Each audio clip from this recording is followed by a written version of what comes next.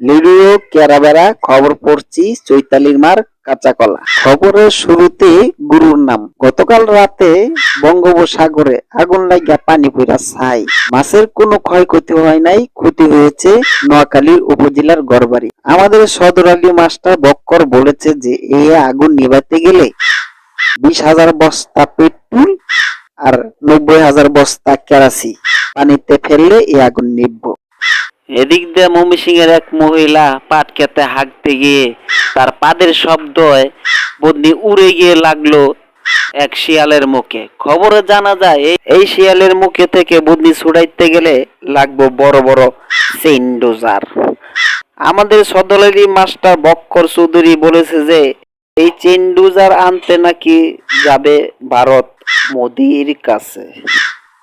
সব শেষে আবহাওয়া। গতকাল সূর্য উঠলে আর নামবো না, নামলে আর উঠবো না। খবর শেষ হলো। খোদা হাফেজ।